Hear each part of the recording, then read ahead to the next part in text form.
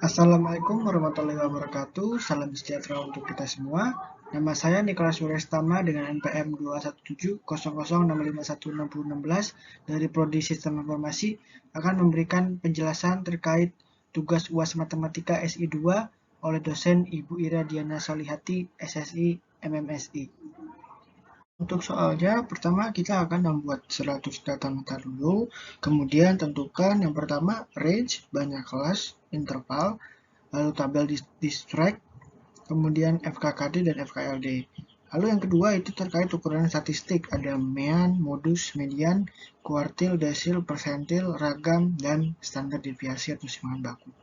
Lalu yang ketiga, yang terakhir itu membuat tabel distribusi normal dengan manual dan menggunakan Excel. Di bagian kirinya adalah data mentahnya ya. Contohnya itu adalah responden pengidap penyakit diabetes. Nah, dari data tersebut dapat kita ambil nilai terendah yaitu min 41, kemudian max-nya 85. Nah, min dan max ini diperlukan untuk mencari range. Nah, rumus range atau rentang kelas itu adalah Nmax dikurangin Nmin. Nilai tertinggi dikurangin dengan nilai terendah, yaitu 85 dikurangkan dengan 41 didapat 44. Kemudian banyak kelas, itu rumusnya adalah 1 tambah 3,33 dikali log N.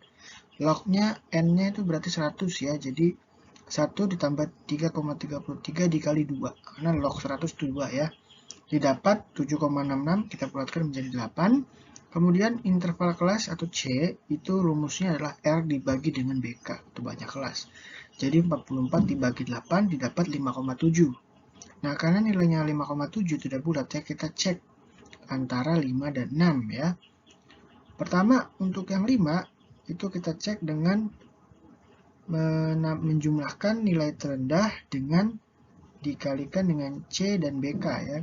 Jadi nilai terendah ditambahkan dengan C dikali BK. Nah, pertama yang per 5 kita cek dulu yaitu 41 ditambah 5 kali 8 hasilnya 81. Kemudian 6 itu hasilnya 89. Nah, nilai 89 ini kita lihat. Nah, karena nilai max-nya 85, maka yang di bawah 85 kita tidak bisa ambil, itu 5. Tidak bisa ya, karena dia 81 nilainya. Yang bisa kita pakai adalah 6, karena dia 89 di atas dari nilai tertinggi. Oleh sebab itu, untuk interval kelasnya itu adalah 6 ya. Seperti itu. Nah, kemudian kita akan membuat tabel distribusi frekuensi yang terdiri dari interval kelas, batas kelas, nilai tengah, frekuensi, dan frekuensi relatif. Nah, ini untuk banyak kelasnya ada 8 ya, karena tadi kan kita sudah buat ya, atau sudah cari ya, banyak kelasnya 8. Kemudian untuk interval kelas itu diawali dari N-min ditambah dengan C. Jadi nilai paling rendah, ini 41 ya, diawali dari 41, ditambahkan dengan 6 ya. Jadi 41 tambah 6, 47, dan seterusnya ya. 83 itu dari 77 ditambahkan dengan 6. Kemudian 41 ke 46 juga sama ya, intervalnya 6 juga, seperti itu. Kemudian untuk batas kelas, itu rumusnya itu adalah batas kelas bawah dikurangkan dengan 0,5 dan batas kelas atas ditambahkan dengan 0,5. Jadi kalau batas kelas bawah itu yang paling kiri ini ya, yang sini nih. Kemudian batas kelas atas tuh yang kanan. Ya, jadi 40,5 didapat dari 41 dikurangkan dengan 0,5. Kemudian untuk 46,5 didapat dari 46 ditambahkan dengan 0,5. Seperti itu. Nah, kemudian untuk nilai tengah, rumusnya itu adalah batas kelas bawah tambahkan dengan batas kelas atas dibagi 2. Nah, batas kelasnya ini bisa bebas ya, mau ambil dari interval kelas atau batas kelas. Maksudnya mau 41 tambah 46 bagi 2 atau 40,5 ditambah 46,5 bagi 2. Itu sama aja, nilainya pasti akan seperti ini ya. Jadi dilakukan juga sampai kelas terakhir. Kemudian untuk frekuensi ini kita cari sendiri dari data mentah tadi. Ya, mengacu pada interval kelas. Jadi frekuensi kelas 41 sampai 46 kita lihat berapa, ada 10 seperti itu, dan sampai kelas terakhir seperti itu ya. Kemudian untuk frekuensi relatif ini rumusnya adalah frekuensi tiap kelas dibagi dengan jumlah data yang kita punya atau N ya, kemudian dikali dengan 100%. Sebagai contoh di sini untuk kelas pertama frekuensinya ada 10 dibagi dengan 100 dikali dengan 100% didapat 10%. Seperti itu. Ya, jadi ini adalah tampilan tabel distribusi frekuensinya. Kemudian kita akan membuat tabel distribusi frekuensi kumulatif kurang dari. Nah, tabelnya ini sebenarnya ngambil juga beberapa dari tabel dispreg ya. Namun yang berbeda ada frekuensi kumulatif. Nah, untuk interval kelasnya sama ya, kita ambil dari tabel dispreg. Lalu untuk batas kelasnya kita ambil yang kurang dari. Jadi yang paling kanan ini ya. Paling kanan ini kurang dari 46,5 ya, yang dijumlahkan dengan 0,5. Kemudian untuk frekuensi ini kita ambil juga dari tabel dispreg sama. Dan untuk frekuensi kumulatif. Nah, untuk yang kurang dari kita bisa lakukan dari kelas pertama ya. Jadi khusus untuk kelas pertama di kumulatif kurang dari itu frekuensinya sama dengan frekuensi kumulatif. Jadi sama untuk kelas pertama nih. Dan untuk kelas kedua sampai kelas terakhir caranya berbeda.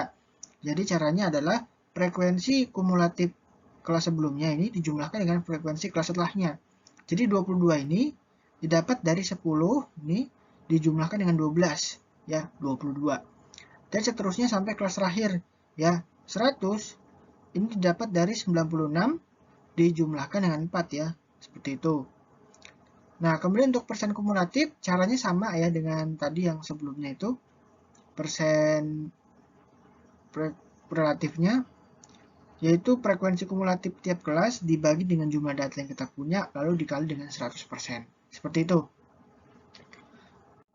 Kemudian untuk tabel distribusi yang kumulatif lebih dari, ini tabelnya sama dengan yang kurang dari, namun perbedaannya di batas kelas kita ambil yang lebih dari yang bagian kiri nih, atau yang dikurangkan dengan 0,5.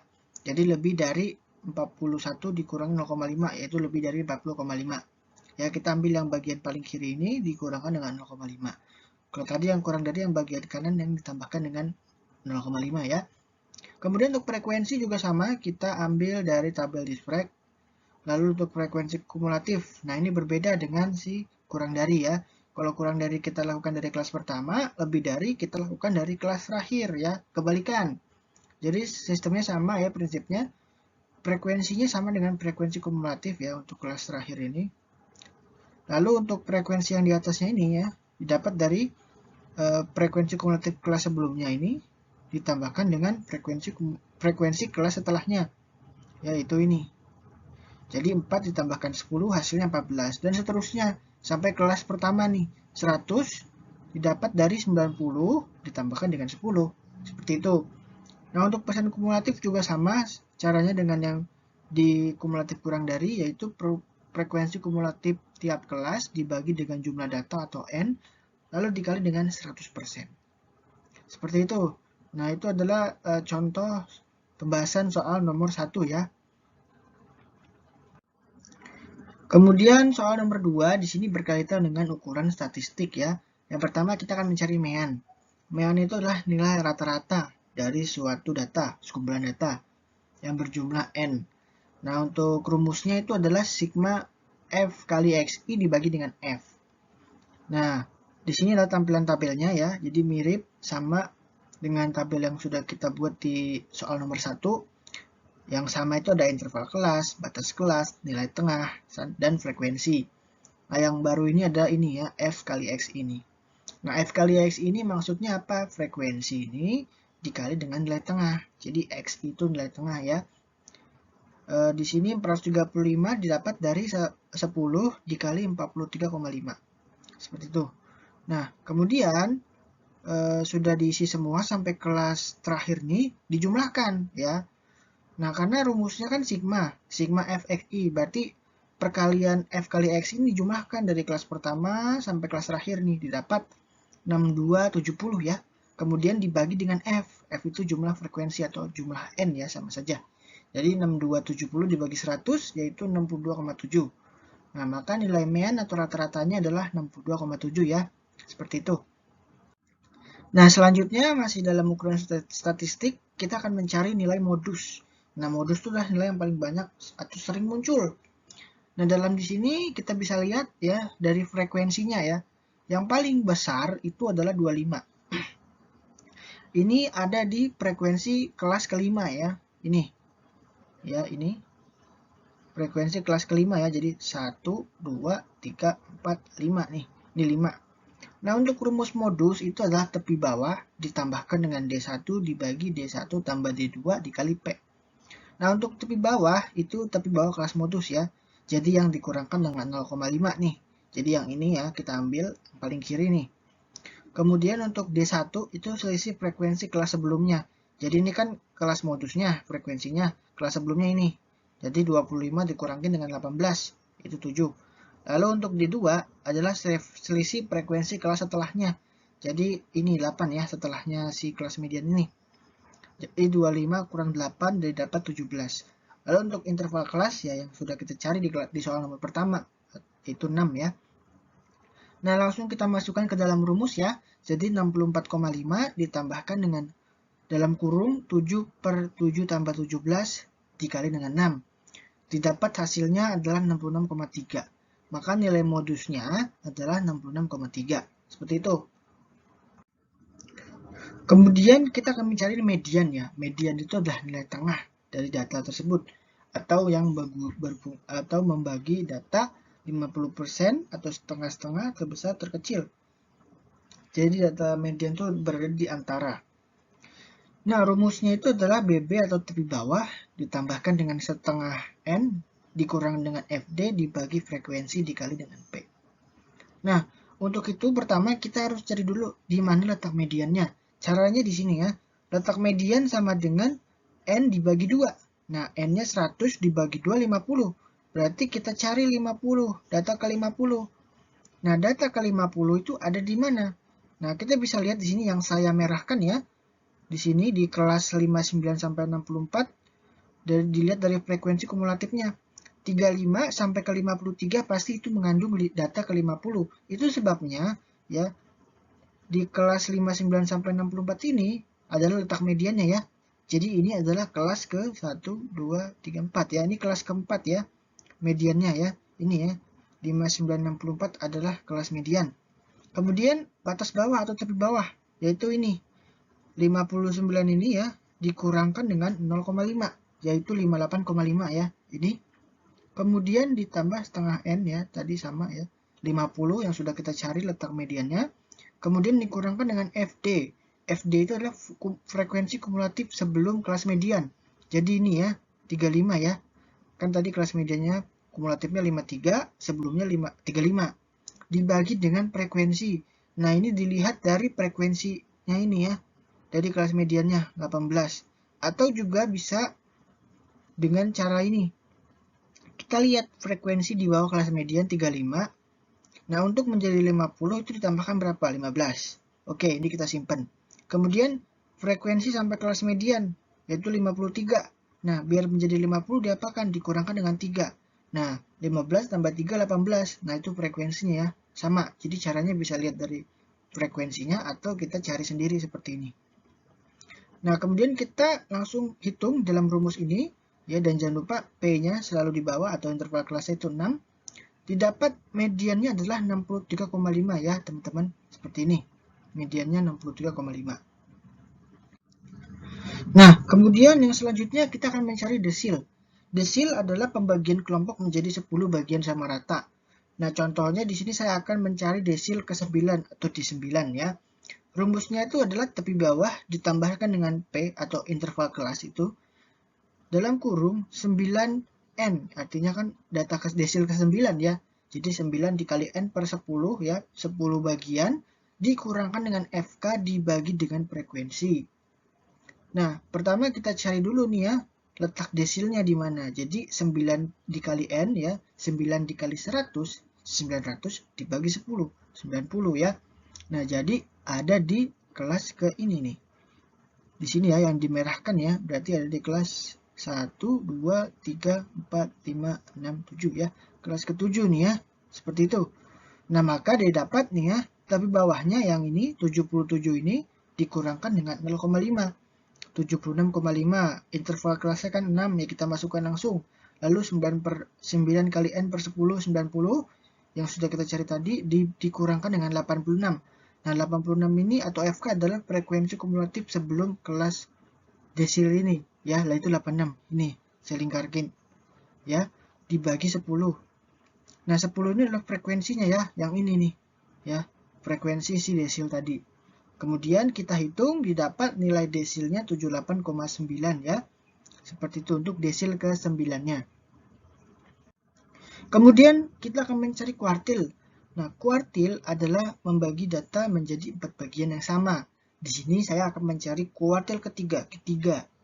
Ya, rumusnya adalah T bawah tambah P dalam kurung 3N ya, karena kan ketiga ya. Lalu dibagi 4 ya, karena 4 bagian sama rata, dikurangkan dengan FK dibagi frekuensi ya. Oke, pertama kita cari dulu kelas kuartilnya ya. Caranya adalah 3 dikali N 300 dibagi 4. Didapat ya 75 nih. Nah, berarti 75 ada di kelas yang sudah saya merahkan nih ya. Berarti di kelas ke 1, 2, 3, 4, 5. Berarti ada di kelas kelima nih ya. Kuartilnya. Kemudian bisa kita lihat di sini tepi bawahnya itu 65 ini dikurangkan dengan 0,5 ya, 64,5. Kemudian P-nya 6 kita masukkan. Lalu 53 atau FK ini didapat dari frekuensi kumulatif sebelum kelas kuartil ya. Jadi ini 53 ya. Frekuensi kumulatif sebelum kelas kuartil ini. Kemudian untuk 25 atau frekuensinya itu adalah frekuensi si kelas kuartil tadi, yaitu ini 25. Kemudian langsung kita masukkan ke dalam rumus dan kita hitung ya. Lalu didapat hasilnya 69,8. Maka nilai kuartil ketiganya adalah 69,8. Seperti itu. Nah, kemudian kita akan mencari persentil ya. Persentil ini adalah istilah untuk membagi data menjadi 100 bagian sama rata. Kalau sebelumnya tadi kuartil ya. Kuartil kan 4. Lalu persentil akan dicari ke 50 ya. Rumusnya seperti ini ya. TB tambah P dibagi 50 per N. 50 dikali N ya. 50 itu karena persentil ke 50. Lalu dibagi dengan 100 ya. Karena membagi 100 bagian sama rata. Lalu dikurangkan dengan FK dibagi frekuensi. Nah, caranya sama. Kita harus cari dulu di mana letak kelas persentilnya. Yaitu kita hitung dulu ya, 50 kali N ini didapat 50 ya, 50 dikali 100 bagi 100, 50. Nah, 50 ini ada di kelas keempat nih yang sudah saya merahkan nih ya. Ini. Kemudian bisa kita lihat untuk tepi bawahnya ya, yang ini 59 dikurangkan dengan 0,5 didapat 58,5. Kemudian P-nya kita masukkan ya 6. Kemudian ini sudah kita cari kelas persentilnya, lalu FK. FK ini adalah frekuensi kumulatif sebelum kelas persentil, yaitu ini ya, 35. Kemudian frekuensinya ini 18 didapat dari frekuensi kelas persentil, yaitu ini 18. Nah, langsung kita hitung, didapat, maka persentil 50 atau persentil ke-50 adalah 63,5 ya. Kalau bisa kita lihat dari desil sampai persentil rumusnya sama ya, tapi bawah tambah P atau interval kelas. Yang membedakan hanya ini nih, saat mencari letak desil, persentil, atau kuartilnya. Yang membedakan hanya itu ya, mencari letak kelas, persentil, desil, kuartil. Nah, yang berikutnya kita akan mencari ragam atau varian. Ragam atau varian adalah jumlah simpangan tiap kelompok dibagi dengan total data ya, atau N ya, bisa disingkat. Lambangnya adalah S pangkat 2. Rumusnya seperti ini. Sigma F kali XI min X pangkat 2 dibagi dengan N ya. Nah, untuk memudahkan dalam mencari ragam, kita bisa membuat tabel. Ya, seperti ini tabelnya ya. Ada interval kelas, batas kelas, nilai tengah, frekuensi ke FI/XI, mean, XI min X, XI min X pangkat 2, dan FI kali XI min X pangkat 2. Nah, untuk interval kelas sampai F kali X ini kita ambil dari tabel yang sebelumnya sudah kita buat ya. Jadi sama saja, kita tinggal kopas saja. Nah, yang membedakan di mean sampai FIXI. Nah, ini kita buat baru. Nah, sebenarnya ini bisa langsung ke FIXI aja yang terakhir nih. Cuman ini kita lakukan bertahap ya, agar meminimalisir kesalahan dan lebih mudah dalam mencari itu. Nah, untuk mean ini kita ambil dari nilai mean yang sudah kita cari tadi ya. Kemudian untuk XI min X artinya adalah, ingat XI nilai tengah dikurangkan dengan mean nih. Jadi nilai tengah ini dikurangkan dengan mean. Kemudian untuk XI min X pangkat 2 artinya nilai ini XI min X ini kita pangkatkan 2 ya. Seperti itu. Lalu untuk FI kali XI min X pangkat 2 artinya nilai XI min X pangkat 2 ini kita kalikan dengan FI atau frekuensi ini. Seperti itu ya. Nah, kemudian sudah dapat nih ya FI XI min X pangkat 2-nya, lalu kita jumlahkan. Namanya juga sigma ya. Dimulai dari kelas pertama sampai kelas terakhir nih. Jadi nilainya ini kita jumlahkan nih dari sini sampai akhir. Didapat berapa? 12.888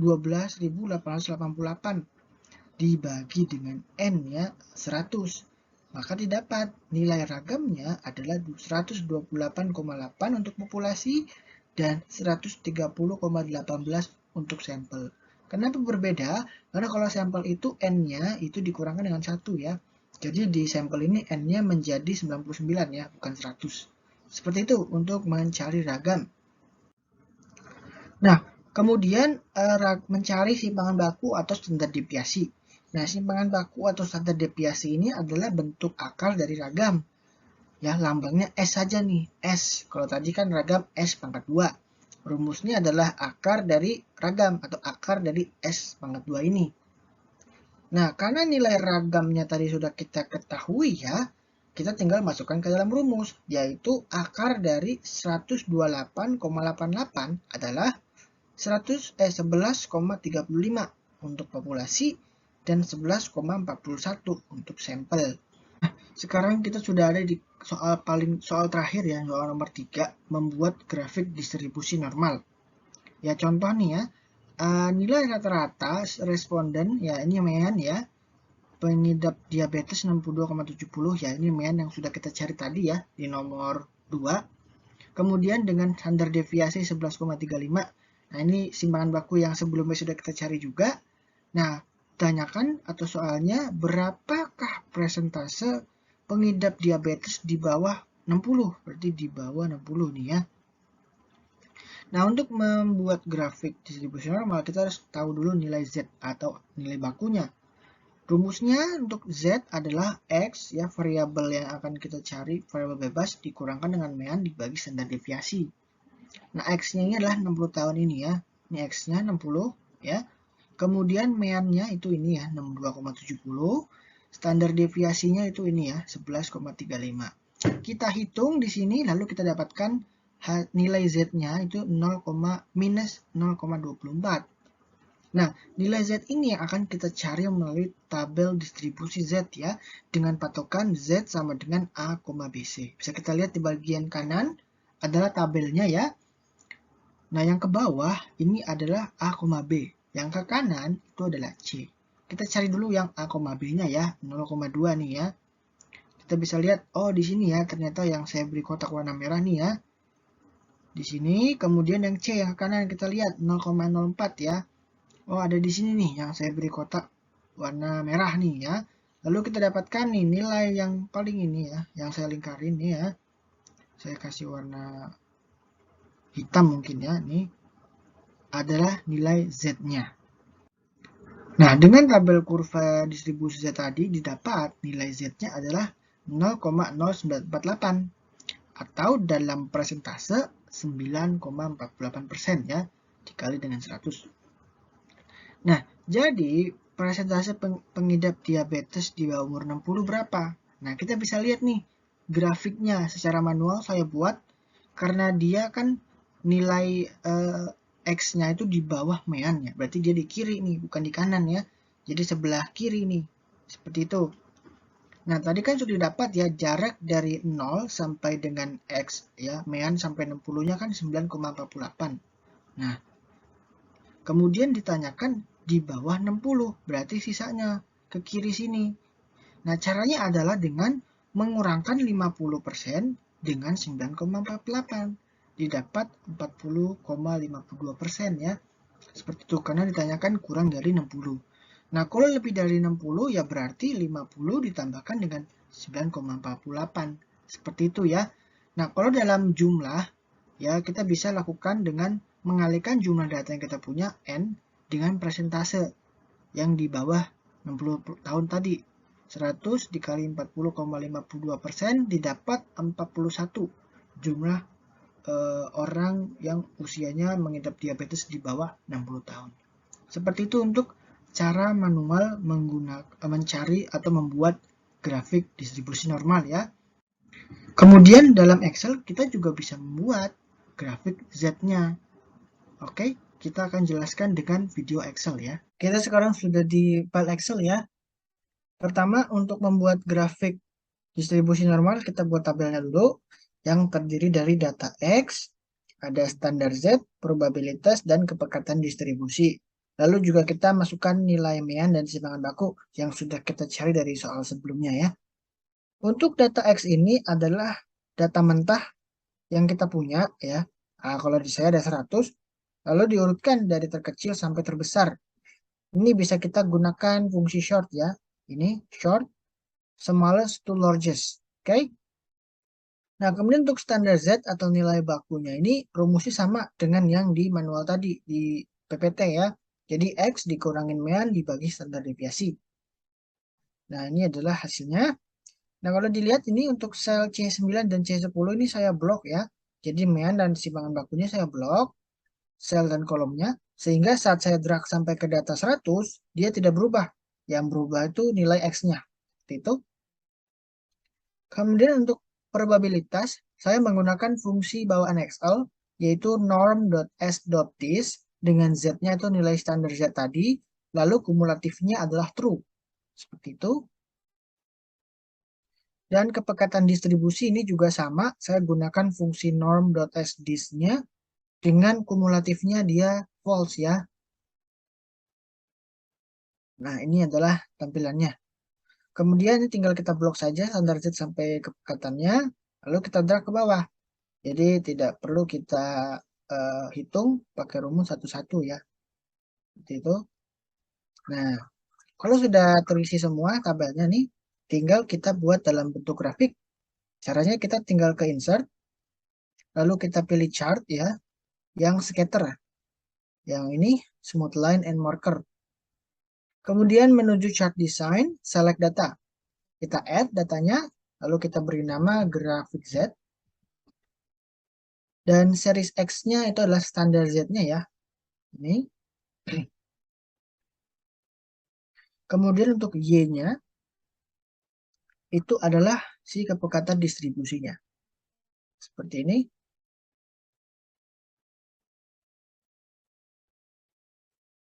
Oke. Kemudian kita oke. Nah, ini dia bentuk dari grafik distribusi normalnya ya. Dia berbentuk lonceng seperti ini. Nah, kalau kita lihat di sini, kita bandingkan dengan grafik yang saya buat manual, pasti Z-nya, nilai Z-nya ya, itu di kiri ya. Di sini nih. Yaitu di sini nih. 0 minus 0,24 ya. Jadi nilai Z-nya tadi kan kita sudah cari itu senilai minus 0,24. Dia di kiri. Kenapa di kiri? Kenapa tidak di kanan? Karena si mean-nya lebih besar dibanding dengan nilai X-nya ya. Mean-nya 62,7, X-nya kan 60. Makanya dia di kiri. Nah, jadi dibayangkan ya pasti garisnya seperti ini nih. Nah, dari 0 ke sini 9,48% tadi. Nah, karena yang dicari kurang dari 60 berarti tinggal ke kiri lagi. Ya, seperti itu. Atau bisa dilihat dari sini ya. Yang kurang dari 60, 50 kurang 9,48, 40,52. Nah, seperti itu. Jadi ini adalah cara pembuatan grafik distribusi normal dengan bantuan Excel. Baik, mungkin sekian presentasi video pembelajaran yang bisa saya sampaikan. Mohon maaf bila ada kesalahan dalam penjelasan. Kurang lebihnya mohon maaf. Wassalamualaikum warahmatullahi wabarakatuh. Terima kasih.